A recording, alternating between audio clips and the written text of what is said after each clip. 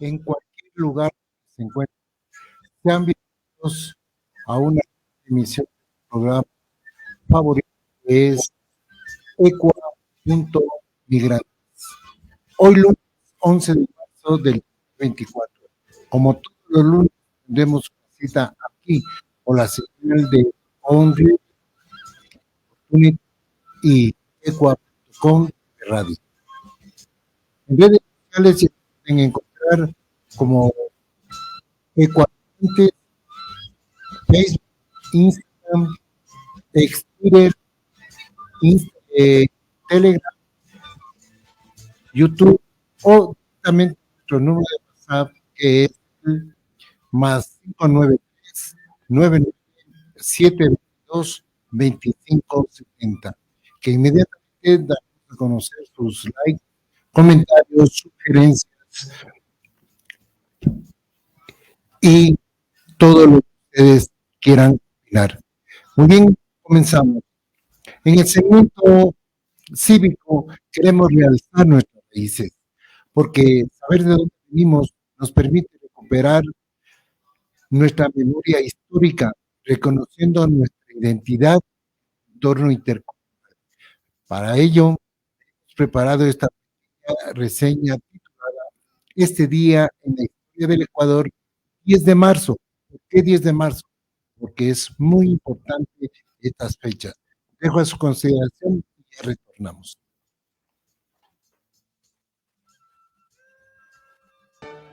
Este día en la historia del Ecuador. 10 de marzo, 1535. El obispo Tomás de Berlanga descubre accidentalmente el archipiélago de Galápagos y le llama Islas Encantadas. 1604. El obispo de Quito, Fray Luis López de Solís, manda retirar de Oyacachi la imagen de la Virgen María, tallada por el escultor Diego de Robles, y dispone que sea llevada al Quinche. Desde entonces despertó una gran devoción popular. 1786. Nace en Inglaterra el prócer de nuestra independencia, Juan Illingworth. Murió en Daule en 1853. Llegó a nuestra patria integrando las filas del ejército del libertador Simón Bolívar. 1807. Nace en Chuquipata, Cañar, el político y jurisconsulto Benigno Malo Valdivieso. Murió en Cuenca en 1870. Diputado y ministro de Estado, rector de la Universidad de Cuenca, uno de los colegios más importantes de esta ciudad, lleva su nombre. 1875. Nace en Guayaquil el historiador José Gabriel Pino Roca. Falleció en la misma ciudad en 1931. Entre sus obras figuran El establecimiento de la imprenta en Guayaquil en 1906, Fundamentos de la historia del Ecuador, Leyendas, tradiciones y páginas de historia de Guayaquil en 1930. Actas del Cabildo Colonial de la ciudad de Guayaquil. 1999. Muere en Baltimore, Estados Unidos, el pintor Osvaldo Guayasamín. Nació en Quito en 1919. Fue reconocido como uno de los más famosos artistas ecuatorianos. Obtuvo numerosos premios. Sus obras se encuentran en importantes museos del mundo. Pintó retratos de numerosos personajes. Autor del mural del Congreso Nacional.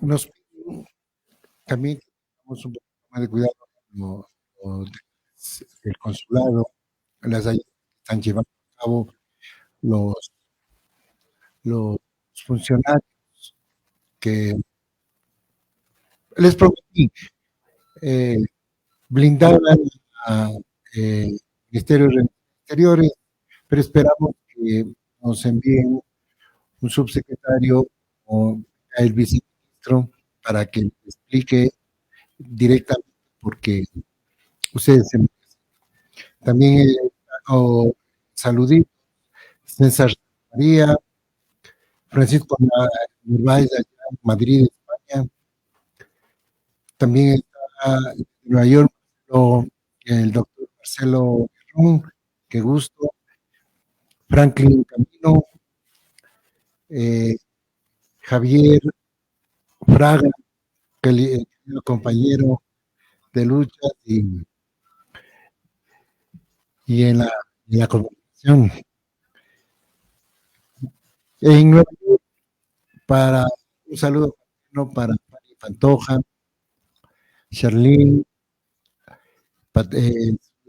Susi y Debbie.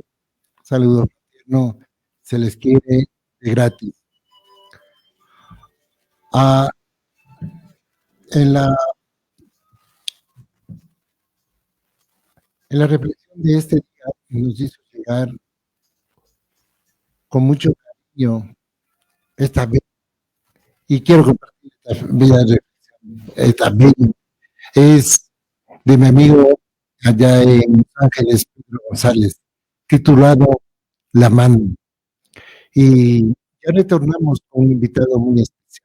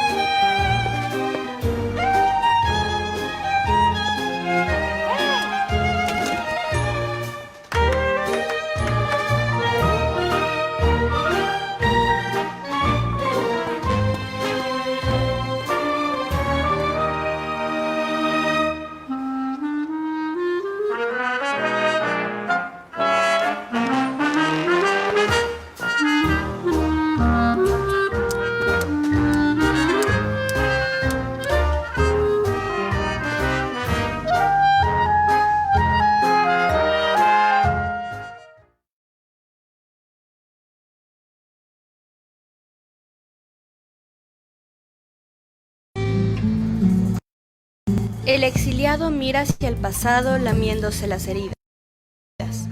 El inmigrante mira hacia el futuro dispuesto a aprovechar las oportunidades a su alcance. Bárbara Liendo salió de Venezuela hace 2 años, precisamente en busca de un mejor futuro. Al llegar a Ecuador se instaló en el sector de Solanda junto con su esposo, dejando a sus 2 hijos en Venezuela. Ahora vive en un pequeño departamento que comparte con su cuñado, su esposa y 2 hijos. Es algo pequeño, es algo de 2 habitaciones, ni 2 habitaciones porque tú entras para una, entras para la otra, entras a la cocina, todo está mal dividido. Pero nos hemos acostumbrado. ¿Cuántas personas viven? Vivimos 4 adultos y 2 niños. 4 adultos y 2 niños en 2 habitaciones. A ella no le preocupa el espacio en el que vive, pues asegura que a pesar de todo, aquí se siente mejor que en su país. Te lo juro, yo prefiero vivir aquí en un cuarto chiquito, que yo sé que yo salgo para la tienda y quiero comprar 1 kilo de arroz, voy y lo compro. A comparación como está Venezuela ahorita. Por ahora, ella y su esposo se dedican a vender salchipapas, tequeños y arepas. Trabajan desde las 12 del día hasta las 10 de la noche para cubrir sus gastos y enviar dinero a sus hijos en Venezuela. Ahorita como están las cosas, un día bueno ahorita son $20, un día bueno.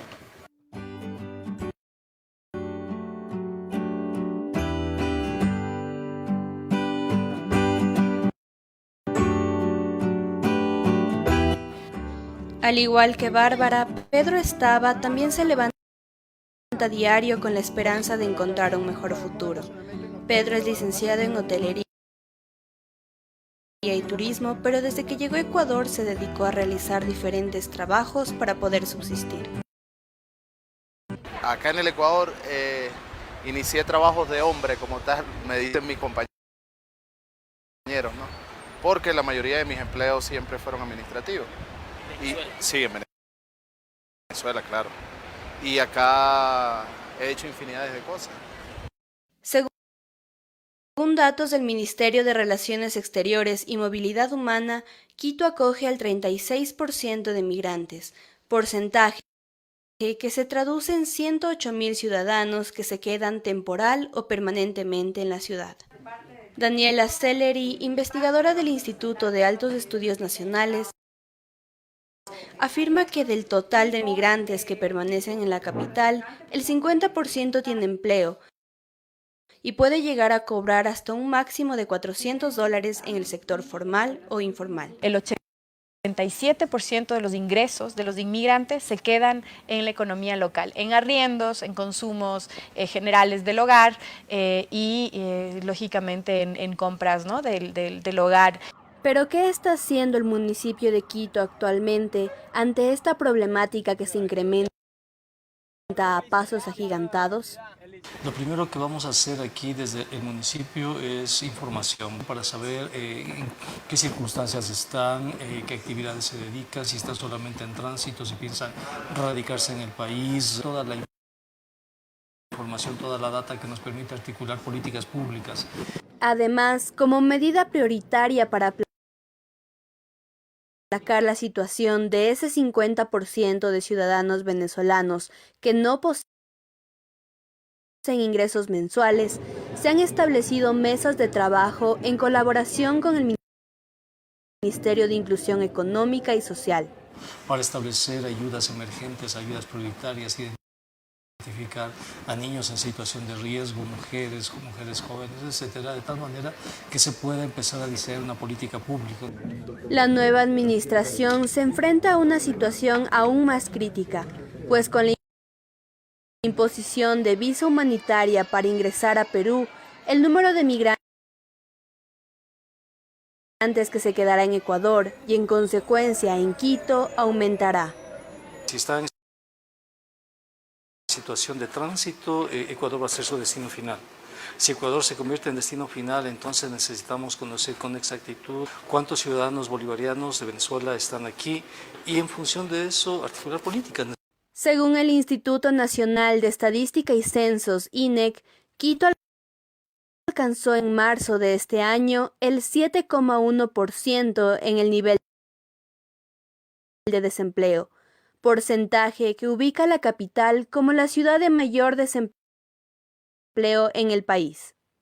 Estas cifras se hacen visibles en las calles, y es que afectan tanto a los migrantes como a los propios quiteños. ¿Cuánto tiempo más le tomará a Quito y a sus autoridades abordar este problema y brindar soluciones a través de la implementación de políticas públicas? Hasta el momento, la situación de los migrantes venezolanos que viven en Quito es incierta. El país que los ha acogido no les garantiza una vida digna. Por el momento, únicamente sobreviven. Con cámaras de Diego Montalvo, Jessica Cuascota, Udla Chano.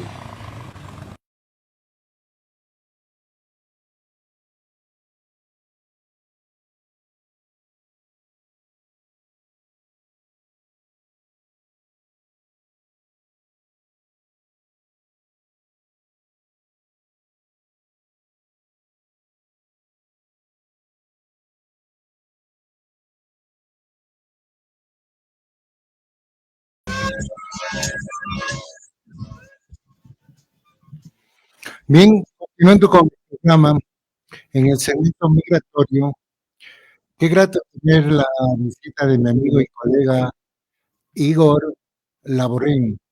Él viene a darnos a conocer las actividades de la comunidad venezolana acá en el Ecuador. Igor, bienvenido, ¿cómo te va? Hola, muchísimas gracias, Fabián. Bien, gracias a Dios. Aquí vamos a tratar de compartir un poco con ustedes, darle el contexto de cómo se encuentra la comunidad venezolana que está en el Ecuador, qué se está haciendo y otras cosas que puedan ayudar a lograr esta integración de los ecuatorianos y los venezolanos, que es una relación que va a ser para muchos años. Claro. Principalmente, ¿cuándo llegaste, hermano? ¿Cuándo te integras? ¿Cuándo conoces este país? ¿Desde qué año estás acá tú? Bien, yo llegué a Ecuador en abril del 2019, gracias a que ya parte de mis hermanos se habían venido a este país. Ellos llegaron, soy de una familia de 7 hermanos, llegaron todos antes que yo fui el último en salir, trabajaba con un partido de la oposición venezolana y mis hermanos me dieron el dinero para salir porque hubo algunas situaciones en ese momento con el régimen del gobierno y llegué aquí y pues, ¿cómo estoy?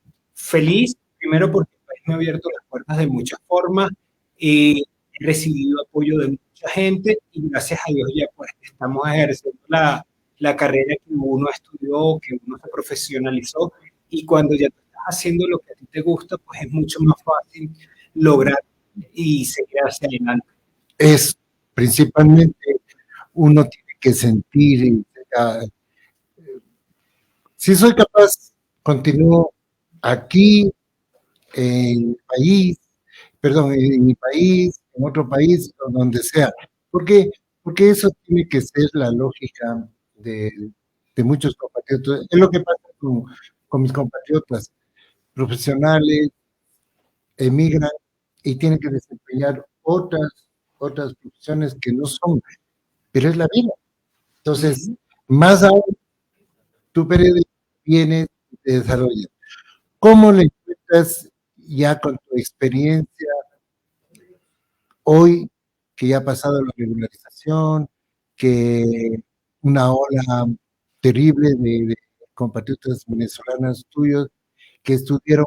¿Cómo tú les ves, cómo tú le sientes a la comunidad venezolana hoy actualmente? Bueno, la comunidad venezolana se ha ido adaptando, ha sido difícil porque Venezuela no era un país migrante, Venezuela por el contrario era un país que recibía migrantes, ha sido muy difícil para el venezolano tener que adaptarse a salir de su país, llegar a otro y comenzar a asumir actitudes y asumir lo que es el día a día del ecuatoriano, porque el venezolano no era así. Entonces tú tienes que comenzar a adaptarte y ha costado, a algunos más que a otros, pero creo que poco a poco vamos amalgamándonos más como comunidad y haciéndonos cada día entender entre las dos costumbres. Creo que Ecuador nos ha abierto las puertas en muchas cosas. Hemos recibido muchas ayudas, no solo de Ecuador, de los organismos multilaterales. Hay un proceso de regularización que es necesario, que todavía se está llevando a cabo para las personas que se lograron registrar, que allí hay algunas cosas, ¿no? Porque hay unos números que hay que dar, pero quedaron muchos venezolanos que no se registraron por miedo, porque hay sectores que siguen desarrollando esta política de mentirle para generar temor dentro de la comunidad para que no acceda a la regularización que te abre las puertas a recibir tal vez de ayudas del gobierno, puedas tener que puedas tener esos beneficios que también son necesarios y evidentemente hay un grupo que hace negocio con eso y para eso han tratado de generar temor, incluso cuando el registro, yo me acuerdo tener una prima, Fabián, a la que le decía que no se regularizara, que no se registrara y ni siquiera se sentara. Por eso los números del registro son están por debajo de la realidad de los venezolanos que hay aquí en el Ecuador. En el Ecuador se estima, según R4B, que es una página de ACNUR que trabaja con este tema, que en el Ecuador estaríamos hablando de casi 400, casi 500.000 venezolanos y solo se registraron 200.000. La diferencia, esos 300, hay personas que han salido, como los ecuatorianos por el Darién, buscando ese sueño americano que cada vez se hace más complicado. Y otra parte no se registró por ese temor, porque le decían que si se registraban los iban a buscar a sus casas, los iban a deportar, cosa que no es así, porque ni el gobierno de Lazo, ni hasta ahora el gobierno de Daniel Noboa han hablado de desarrollar una estrategia de sacar venezolanos, como sí lo hizo el gobierno de Perú, que además lo está haciendo de una manera, podríamos practicarla de inhumana, porque sacar a la gente sin darle una oportunidad, sin darle unas opciones. Aquí en Ecuador, por el contrario, han abierto opciones que no se pudieron, no las pueden tomar todos por temores que eran infundados en su mayoría. Claro, principalmente lo que tú acabas de decir, se llevó a cabo una regularización que también se tomaron en ese sentido a pecho. Unos se aprovecharon, otros. Tú el sentir o lo que compartiste en las conferencias que daba Cancillería, ¿tú cómo explicabas a toda la comunidad diciendo que se regularicen o cómo era el proceso entre los hermanos venezolanos? Lo que pasa es que el proceso en Quito y en Guayaquil se llevó muy distinto, porque la comunidad se acercaba y sí buscaba acercarse para poder regularizarse. En las zonas de la frontera fue complicado, porque es allí donde están esas mafias y tratan de meter a los venezolanos no solo a los venezolanos, a cualquier extranjero, a través de los caminos verdes, a través de pasos irregulares. Esa mafia que generaba el miedo de decirle a la gente no te regularices porque van a saber dónde estás ubicado y te van a sacar del país. Cosa que era mentira. Era la historia que te estaba contando de mi prima que estaba en Imbabura, le decía, no, si te regularices te van a buscar y te van a sacar. Yo tuve que hablar con ella, convencerla de que se inscribiera y ella fue una de las primeras siendo irregular, que había entrado por un paso irregular, que logró la regularización a través del registro, porque el registro lo que le daba era algo que era muy importante para la Cancillería, saber desde qué momento está esa persona en el país. Y de allí en adelante se pueden generar una serie de beneficios.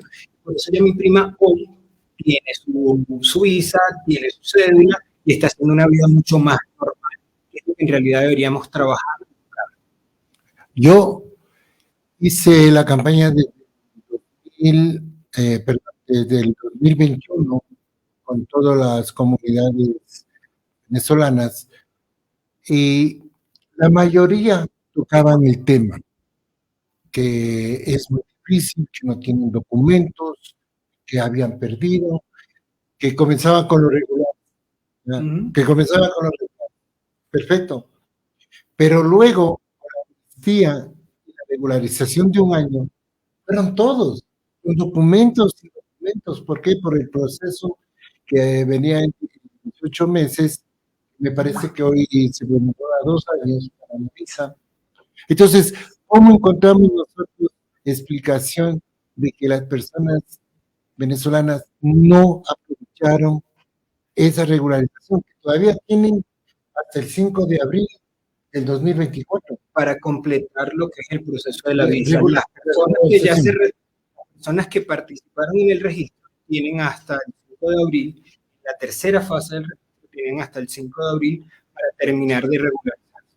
¿Qué es lo que tienen que hacer? Evidentemente cumplir con los requisitos. Ya tienes el registro, tienes que tener tu pasaporte, la cédula, el documento con el que ingresaste al país, con el que te registraron, para solicitar pues, lo que es la visa Virte, que es mucho más sencilla, $50 es lo que tiene que cancelarse por el tema de lo que es el servicio como tal, pero es un proceso que se está desarrollando, que está próximo a culminar, y evidentemente ya hay un proceso de las personas que comenzaron, que llegaron a todas las vías regulares, que ya la visa Virte está por vencer los primeros 2 años, entonces todavía el actual gobierno no ha establecido cuál va a ser el mecanismo para la renovación, y eso es algo que hay que empezar a solicitar, porque hay que renovar y hay que ver cuál es la solución que se le va a brindar a esas personas que quedaron en ese limbo, que no asistieron y eso creo que habría que decirlo de esta manera, no asistieron por ignorancia, no asistieron por temores infundados, que hay que comenzar a luchar para que no puedan repetirse y para que no caigan en las manos de esas mafias que siguen tratando de controlar a la ciudadanía que cruza ilegalmente a través de las fronteras. Eso, incluso, como tú sabes, en la Asamblea, una proposición de una, tal vez una enmienda, o llamémosle una solicitud para ampliar la ley de movilidad humana, eso es. En el sentido de que tiene que fortalecer las fronteras. En primer lugar, estamos con el artículo 9 de la Constitución ecuatoriana. Persona que esté en el Ecuador, de los mismos derechos y obligaciones. Pero ¿cómo tenemos nosotros que cuidar en los pasos fronterizos si dentro del territorio ecuatoriano no aprovechan? Sí, no aprovechan y se van. Y luego quieren retornar. ¿Tú cómo le ves? ¿Ingratitud o no les interesa tener los documentos en el Ecuador?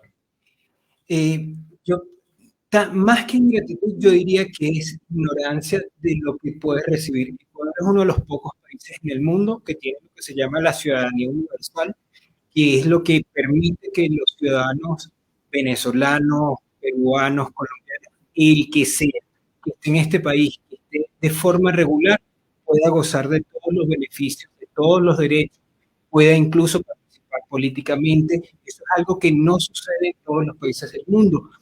Y creo que por eso te hablo de que es ignorancia el no saber que tú, en un país que tiene una constitución que te garantiza estos derechos, tú no los utilices. Porque el tema de los derechos es que a veces por la ignorancia no utilizan los derechos que tienes, también los mismos deberes. Es un tema de derechos y deberes. Si tú estás en un país como este, tu deber es acercarte a la ley y estar regulado. Evidentemente no es un tema de ilegalidad ni nada de eso, porque en movilidad humana no hablamos de ilegalidad, sino de irregularidad. Entonces es un tema de ponerte a derecho, regularizarte para que puedas cumplir tus deberes y poder gozar también de los derechos que esto te establece. Entonces hay un tema de mucha ignorancia que hay que comenzar, que hay que combatir, que hay que luchar en las comunidades para que la gente entienda que las posibilidades que nos están dando, que nos está brindando este país son muy amplias. Somos la comunidad de ciudadanos extranjeros más grande, es decir, que teniendo derechos políticos podríamos convertirnos en una opción importante a la hora de decidir por el país, por cosas buenas que tienen que suceder en el Ecuador. Y otro punto que hay que analizar es que muchos ciudadanos venezolanos llegaron a este país como un país esperando que Ecuador fuera un trampolín. Llegar a Ecuador, porque en Ecuador había mucho, la moneda es el dólar, se le vendió al venezolano que en Ecuador ibas a poder hacer mucho dinero, capitalizarte con dólares, y luego brincar a España o a Estados Unidos. Y mucha gente llegó a este país y no se regularizó, también por miedo a lo que les mentían al decirles, si te regularizas con esta visa, no vas a poder solicitar la visa americana, no vas a poder solicitar una ayuda que te lleve a Estados Unidos. Entonces, nuevamente caemos en la ignorancia. Creo que una de las cosas que vamos a tener que combatir con mayor fuerza es la ignorancia de los derechos y la ignorancia de cuáles son las cosas que te van a frenar si de verdad quieres utilizar a Ecuador como un trampolín, qué cosas te pueden permitir llegar aquí y poder luego saltar a otro país. Aunque, desde mi punto de vista, creo que un país que te abre las puertas, tienes que también tener un poco de fidelidad en ese aspecto de lealtad, que te está abriendo las puertas, te está dando derechos, beneficios, pues utilizarlos y también desarrollarte en el mismo país. Justamente lo que tú tocas. Casi la mayoría de la comunidad, ¿qué decían? Vamos a aceptar la regularización. Casi el 30%. ¿Sí? El 30%. Y el resto, la contestación les daba a las autoridades de migración, diciendo de que no podían dar los datos porque cuando se regularicen o les den la visa en otro país, no les servía lo de acá, que era falta de respeto, ¿verdad? Digo, si te dan la oportunidad para que te regularices y tengas que vivas tranquilo, con documentos, y prefieran irse a sufrir en otros países que están en la frontera México y Estados Unidos. Entonces, la ingratitud, ¿no? Lo mismo pasa con nosotros los ecuatorianos que salimos, pero acá es otro. Nosotros tenemos problemas económicos y todo eso, y también tenemos una migración que ya saltó al número 2. Son los segundos después de Venezuela cruzando el Darién. En México lo que encontramos es algo terrible. Y esas ¿cómo te podría decir? Esas irresponsabilidades o quieren tapar el sol con un dedo las autoridades que no ven. Vemos acá lo que sucede, perfecto, lo mejor para cada ciudadano extranjero, ecuatoriano haciendo lo posible, pero los que migran, ahí está el peligro. En Venezuela, perdón, en México, como en los Estados Unidos, ya hay antecedentes, ya hay problemas ecuatorianos. Entonces, volviendo acá a nuestro territorio, ¿tú cómo le ves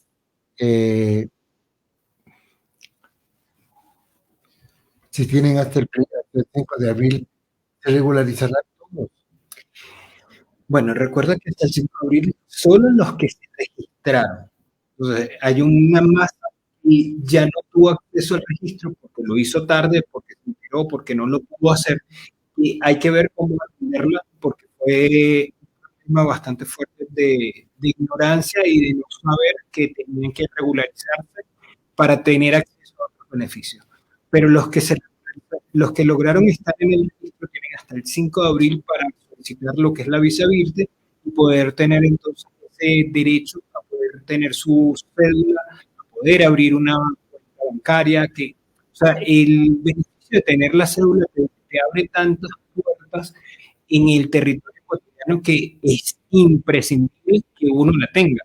Entonces, lo que podríamos decir en este momento es que quienes ya se registraron utilicen todo este espacio que le está dando el gobierno para regularizar su situación y poder gozar de todos estos beneficios, porque ya lo tienen, ya avanzaron. Además, en el momento que tú te registraste, ya tienes todos los requisitos necesarios para poder acceder a lo que es la visa Virte, porque ya tienes el día de ingreso, el día que tú te registraste. Entonces ya tienes todos los implementos, ya tienes todo lo necesario.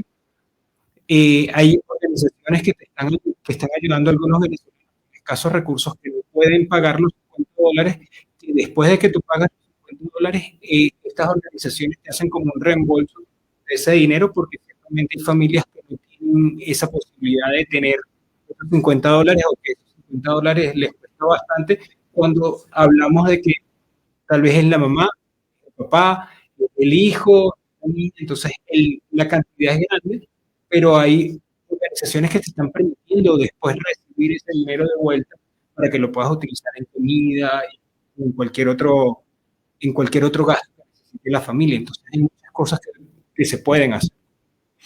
Principalmente lo que se debe hacer. Y el problema que estamos viendo en las calles, la mendicidad, es doloroso. Y te digo porque jóvenes de 18, 20 años, fuertes, sanos, está guapos, son el hombre, la mujer, se sientan en una acera, un caramelo y 3 niños, uno, eso, ¿qué? O sea, y aquí estaba también, nos acompañaba un compatriota tuyo y nos decía que eso ya como cultura. ¿Cómo tú le ves eso? ¿Sí han hablado? ¿Les han ayudado? Ya, lo que pasa es que en Venezuela se han dado varias, vamos a llamarlas así, olas migratorias. Una primera ola migratoria se dio después del triunfo de Chávez y de la constitución bolivariana en el año 99. Luego se dio una segunda ola y cuando se pierde que regresa Chávez al poder, y también hay otra ola fuerte migratoria. Ya la última ola migratoria que se registra en el 2017-2018, que ha ido por remanentes en estas últimas fechas, son muy distintas.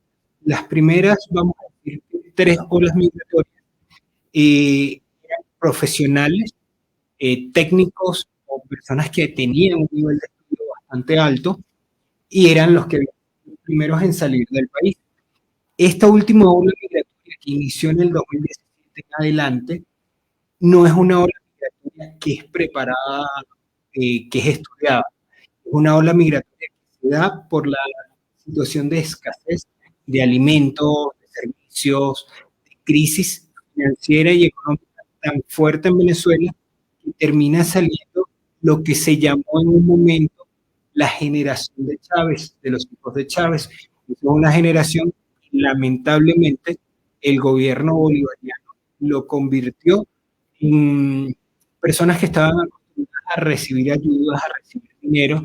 Las ayudas llegaron a un momento donde no servían para nada, porque te daban un bono de 200 bolívares, pero la cesta básica te costaba 1 millón. Entonces, no servía para nada un bono de 200.000 bolívares.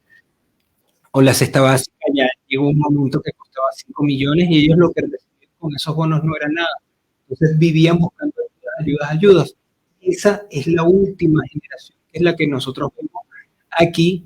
Son jóvenes que no tienen estudios porque el gobierno les daba dinero sin estudiar, madres que se llenaron de niños porque el gobierno le daba dinero por cada niño que tenían, pero eran ayudas que no te permitían salir adelante, que no te ayudaban que no te inspiraban a salir adelante a través del estudio, a través del trabajo, a través de todo lo que nos han enseñado a otras generaciones de donde uno puede salir adelante.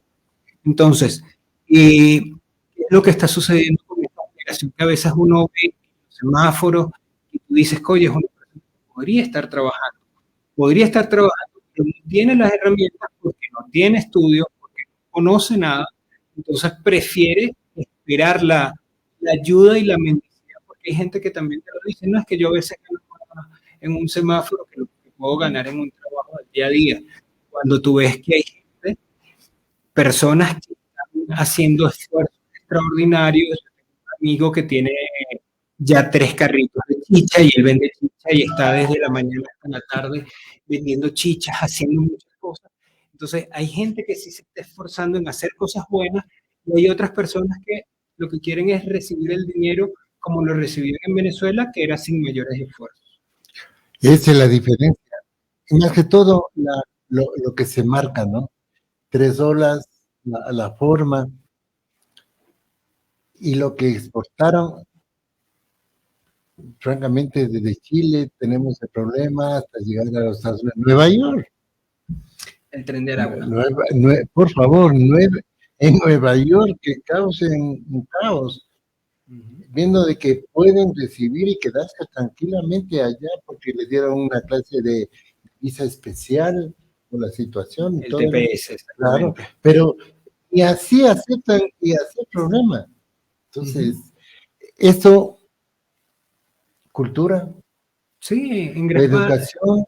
En gran parte es cultura y educación. Es gente que piensa que puede llegar a cualquier país y hacer lo que le da la gana. Y cuando tú estás en otro país, tú tienes que entender primero que las leyes son las leyes de ese país y tú tienes que respetarlas y que tú tienes que hacer honor a esas leyes y a esa cultura. Tú no puedes llegar a un país, no importa el que sea, podemos decir España, podemos decir Ecuador, Estados Unidos, pero tú en el momento que entras a sus fronteras tienes que respetar las leyes de ese país porque es la cultura de ese país, son las condiciones de ese país que te está abriendo la puerta y tú tienes que respetarlas. Entonces, si es un tema de cultura, si es un tema de educación, porque hay personas que creen que no importa, ellos pueden hacer lo que les dé la gana y no es así. Cuando estás en otro país, las condiciones cambian. Lo que hacías en Venezuela, no lo puedes hacer en Ecuador, no lo puedes hacer en España, no lo puedes, tú tienes que adaptarte porque eres tú el que estás llegando. En Latinoamérica hay muchos ONGs, muchos albergues. ¿También no incumbe eso? Sí, sí, o sea, lo que pasa es que tal vez la cultura que se genera en los albergues habría que revisarla, ¿no? Porque en los albergues, ¿quiénes pueden estar tanto tiempo? Porque la idea de los albergues debería ser que tú estés un tiempo y en lo que te desarrollas un poco, te estabilizas, te vas a algún sitio. Hay gente que vive solo de vivir en el albergue y creo que es algo que hay que revisar y que hay que cambiar, porque el albergue te asegura comida, te asegura un techo donde dormir, entonces no me preocupo de lo demás. Y por el contrario, uno debería estar pendiente de ver cómo creces en el país donde estés, sea Venezuela, sea Ecuador, sea Colombia, sea Panamá, sea donde sea. Llegas a un albergue, tienes que buscar la forma de crecer rápidamente. Y eso no solo se circunscribe a los venezolanos, se circunscribe también a los ecuatorianos que están llegando a Nueva York, a los haitianos, a todas esas nacionalidades que están tomando y optando por un paso irregular para llegar a otro país, buscando un sueño de estabilidad, de mejor calidad de vida. Cuando tú buscas mejor calidad de vida, también tienes que saber que tienes que esforzarte, porque no es que la calidad de vida llega por obra y gracia de que llegaste a un país y estás allí y te va a llegar la calidad de vida. Si no te esfuerzas, no vas a tener calidad de vida. Y la calidad de vida también, y te digo, se les agradece a los albergues que hacen lo humanamente posible, también ellos, pero no da abasto, ¿no? Y los ONGs, hay internacionales, pero también ahora como que escogen, miran el que interesa, pero les ponen, digamos, una meta. Yo te digo de causa, porque conocí, pasé y encontraba de que no hay una actividad como para decir, mira, tú, zapatero, necesito esto. albañil, necesito esto. Entonces la ocupación también puede incrementar como que le puede ayudar, darle el impulso para que trabajen. También se limitan al salir, mendigar y ir a dormir. Entonces esa también no tienen un poquito de culpa. También no tienen ese... por eso te digo, yo creo que hay que revisar qué es lo que está pasando con los albergues, cómo cambiarlos, porque además los recursos de las ONG son recursos que son finitos. Nadie tiene una bolsa de dinero que el dinero va generándose todo el tiempo. Claro. Entonces, los recursos de las ONG son finitos y por eso hace 4 años, cuando hubo la crisis más fuerte, había mucho más dinero, pero los países van cambiando, las crisis se van modificando y ya no hay la misma cantidad de recursos que hay antes. Por lo tanto, ahora las ONG están revisando dónde van a poner los pocos recursos que tienen. Entonces, es lo que hay que ir viendo. Es necesario revisar un poquitico esto porque hay muchas ONG con ideas importantes que quieren hacer cosas importantes y que no se están haciendo por eso mismo, porque falta formación, falta revisar y desarrollar escenarios que te permitan sacarle el provecho o el mejor provecho a lo que estamos adelantando no solo en Ecuador, sino en América Latina, porque es una situación de toda América Latina. Eso no puede cambiarse, ¿no? No se puede cambiar. Hay ONGs de corazón, pero a nivel mundial, no sé, siempre hay retractores y ellos hacen la mejor labor. Y la gente como que ya tiene una obligación, ya tienen que regresar porque no pueden encontrar trabajo y entonces son jóvenes. Y eso no te digo de venezolanos o no. Esto es en general. Tú te vas a Europa, te vas a África, cruzarse el Mediterráneo, otro cuento, otra forma de ¿cómo te puedo decir?, de peligro. Ahora América, ¿y qué le hacen con el Darién? Creo que tal vez le pone como un tapón, por algo le llaman el tapón del Darién, para que no crucen, pero no, se arriesgan. Entonces, ahí vienen todos los hermanos latinoamericanos para los Estados Unidos. Y ya Estados Unidos ya no avanza, ya no quiere. Y las elecciones van a jugar eso. Sí, la migración en las elecciones de Estados Unidos va a ser muy importante. Número 1. Va a ser un tema muy importante porque además se ha convertido en un tema de seguridad pública. Las situaciones que se han presentado en los últimos meses, donde lamentablemente hermanos venezolanos, hermanos ecuatorianos han estado incluidos en unos crímenes bastante violentos que han llamado la atención de la sociedad y por eso uno de los candidatos que tal vez el más conservador y el más duro y tal vez el próximo nuevamente pueda repetir, que es Donald Trump, va a hacer y está haciendo una campaña muy fuerte para deportar. Ve que ya él no habla de buscarle soluciones, sino que él habla de deportaciones masivas, cosa que tal vez para muchos no nos guste, pero en el ciudadano americano, en el latinoamericano que tiene muchos años en Estados Unidos, sí cala, porque yo tengo familiares que hablan de, mira, sí, la necesidad de que esa camada de venezolanos, de ecuatorianos que están llegando ahorita, que no es la camada de cuando ellos llegaron, pues que los deporten si vienen a hacer las cosas mal. La deportación va a jugar un papel muy importante porque va a ser un tema que se va a discutir mucho en las elecciones de Estados Unidos y es un tema que va a robar mucho espacio en los medios de comunicación, sobre todo porque tenemos un showman como lo es Donald Trump que va a hacer mucho ruido con eso. Y te aseguro con Donald Trump muy difícil que gane, con 3 juicios y 2 que son reales, pero si se libra de eso les va a caer a los migrantes, porque el señor, como tiene un poquito de xenofobia, y republicano.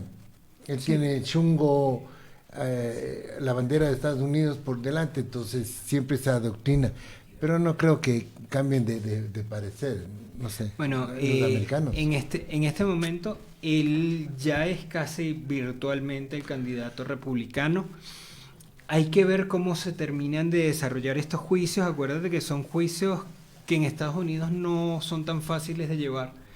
Y él tiene una gran posibilidad de convertirse en el candidato. En el candidato, y de ser el candidato va a ser el ganador, porque tiene el discurso que no tiene Biden. Biden además se ha mostrado como muy débil, sobre todo más que todo la edad. Los últimos meses ha demostrado debilidades muy fuertes por el tema de la edad, el tema de la memoria. Y más que todo en el tema migrante, no ha podido poner orden en Texas. Uh-huh. Sí, o sea, y Texas es uno de los estados que ha sido fundamental en la economía de Estados Unidos, y primera vez desde que los habitantes de Texas se independizaron de México por muchas cosas, que es un tema que hay que hablar. Pues hay gente que dice que Texas lo robaron a los mexicanos. Eso es un tema de otra discusión, pero desde que los habitantes de Texas se unieron a los grandes estados de Estados Unidos, ha sido un país, uno de los estados más importantes en cuanto a dinero. Es la segunda economía de Estados Unidos, y están hablando de independencia por primera vez en tantos años. Esto enciende las alarmas de Estados Unidos, porque Estados Unidos no va a perder a uno de los estados que produce la mayor cantidad de petróleo de Estados Unidos, sí, que produce es la segunda economía de Estados Unidos después de California. Entonces, para los americanos, ese territorio es importante porque es una de las economías más grandes, incluso es una economía que supera economías latinoamericanas completas, de países más grandes, un solo estado lo supera. Entonces, y además es de corazón republicano. Exactamente. Además, entonces, y para que permitan que no dejen pasar, y no es xenofobia, ¿verdad? Es lo que cuida la tierra. O sea, cuidado, ya no pasen mucho. Y como abrieron la puerta a la brecha, se ingresaron, pero eso tampoco tiene que tener como te digo, la puerta abierta. Y Estados Unidos de migrantes, por supuesto, es de migrantes, es un controlados. País, exacto. Estados Unidos ha sido un país que se ha desarrollado gracias a la migración, primero de por vida, es histórica. La holandesa, todo Estados Unidos se ha formado gracias a todo el mundo, a los migrantes. No hay que, pero en esta vez hay que regular. Claro, porque es que las migraciones de Estados Unidos lo que buscaban siempre fue el talento. Estados Unidos siempre buscó trabajadores. Exacto, Estados Unidos siempre buscó talento y mano de obra. Mano de obra no tan barata, ¿no? No tan barata, calificada. Pero por eso, talento y mano de obra, sí, no les importaba, porque incluso una de las grandes migraciones de los gringos fue la migración de los chinos para construir el ferrocarril que enlaza todo lo que todo los Estados Unidos. De este a oeste. Entonces, Estados Unidos no es que está negado a la migración, nunca se ha negado a la migración. Lo que quieren es una migración controlada.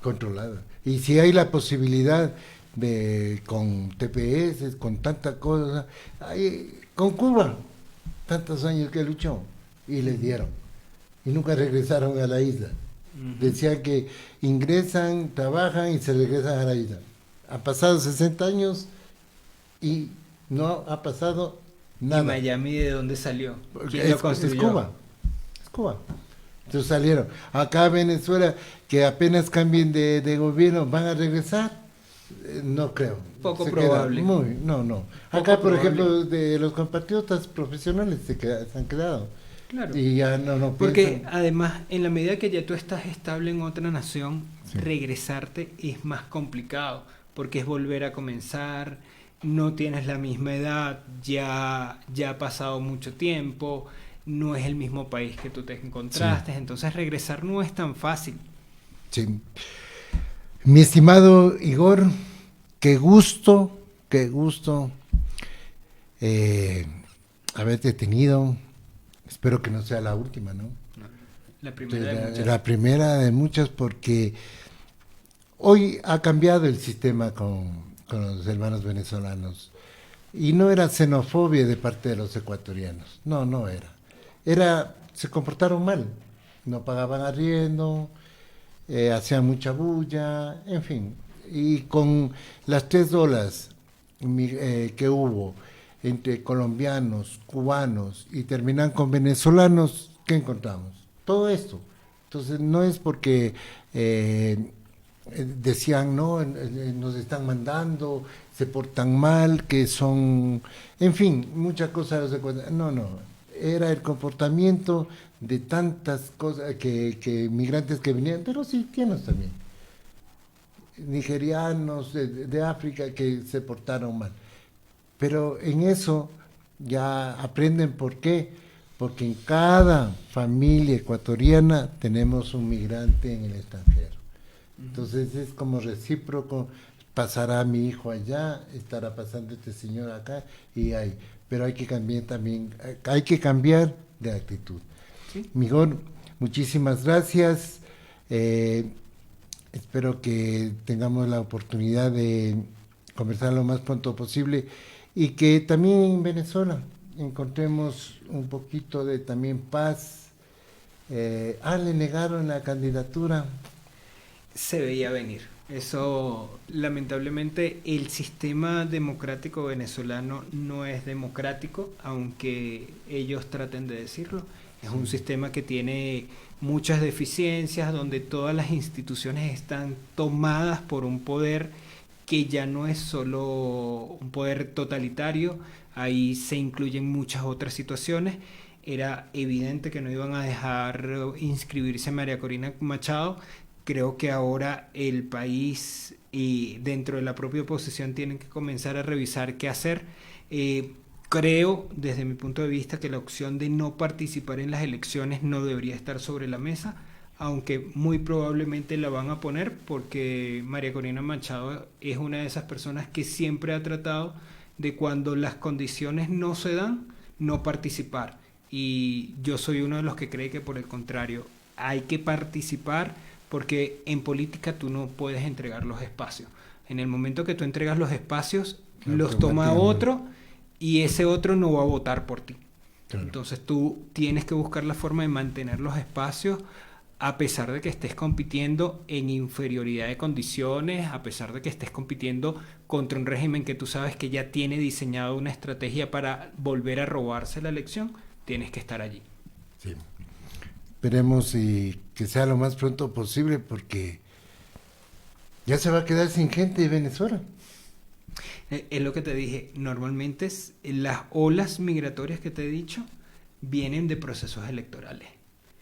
1999, un proceso electoral que fue la Constitución. 2002, un proceso electoral que fue cuando Chávez ganó por segunda vez la presidencia. Luego vino un proceso en el 2017, también cuando Maduro le ganó a Enrique Capriles Radonsky. Todos los procesos migratorios se dan en situaciones electorales en Venezuela, cuando ya la gente siente que no hay posibilidades de cambiar el gobierno y terminan saliendo. Entonces, estamos a las puertas de que pueda suceder nuevamente. Antes que me olvide, tenía esta inquietud y tú me puedes sacar. Por ejemplo, tú puedes regresar en este momento a Venezuela, cualquier ciudadano regresa, visita y no hay ningún problema que entre y salga de Venezuela. Si tienes el pasaporte vigente no hay ningún problema, si no, no te van a dejar salir hasta que tengas el pasaporte vigente. ¿Cuánto cuesta? ¿Cuánto cuesta el pasaporte aquí en Ecuador? Aquí me dijo como 220. Ok. En Venezuela el pasaporte cuesta $220 sacarlo en Venezuela, pero si lo sacas afuera, en un consulado, te cuesta $220 más $120 que tienes que pagar por servicios consulares, es decir, estás pagando alrededor de $360, más o menos. Es el pasaporte más caro del mundo. Claro, yo le decía, pero allá No, es que ese es el precio oficial. O sea, tú vas, visitas y para salir Tienes que tener tienes el que pasar por... Y si no, te vas por la frontera o a pagar algo, a salirte por la Exacto. frontera. Ese es el problema para no salir con un pasaporte de allá. Caro. Claro. Claro. Es que por eso no todo el mundo tiene el pasaporte. Hay venezolanos que no tienen la posibilidad de... ¿Una cédula cuánto cuesta allá? Y el tema de la cédula no es tanto el valor, porque el valor de la cédula está en unos 20, 30 dólares. El tema es cuándo hay material para sacarte la cédula y cuándo te la puedes sacar, porque tienes que pedir una cita, y eso, una cita te la pides hoy y puedes esperar 3, 4 meses para que te den la cita. Tú no tienes 4 meses para estar en Venezuela. Claro, cuando tenga la veña, el papel y seguir el concepto, entonces, si no, quédate aquí y haz lo que yo te diga, si no, no puedes salir. No, tenemos que cambiar. Y con el voto, como tú dices, tiene que participar. Claro. Igor, muchísimas gracias. Gracias. Espero que sigamos comunicándonos, estar en contacto. Como siempre estamos en las ruedas de prensa, pero esto sí ha sido muy valiosa tu presencia en este programa y te agradezco muchísimo. Vale, muchísimas gracias, Fabián, y pues siempre a la orden. Muy amable, gracias. Para continuar, les dejamos y seguimos con el segmento migratorio y les dejamos con este video que nos hicieron llegar, doloroso, pero es la verdad. Ya retornamos. La brutal ejecución de 3 migrantes Gracias a sus familias, haciéndoles creer que ya los habían cruzado los Estados Unidos, solo necesitaban pagarle a los contrabandistas. Vamos con Pedro Ultreras, él nos amplía la información. Es la última estrategia del crimen organizado, forzar a migrantes que digan a sus familias que llegaron a Estados Unidos para que paguen rescate y luego los matan. Buenos días, familia. Hoy 6 de septiembre, ya estoy en Estados Unidos. Es la desgarradora historia de 3 jóvenes ecuatorianos de 20 años encontrados sin vida en Ciudad Juárez el pasado 7 de septiembre. El mensaje lo grabaron un día antes y parecían felices. Buenas noches, familia. Aquí Alejandro Maya, todos estamos bien por el momento. Imagínense, yo dije, chuta, mi hijo llegó pronto. Berta Ordóñez, mamá de Jeremy León Ordóñez, pagó más de $20,000, nos dijo hoy desde Ecuador. Yo deposité $23,000 solamente en esa gente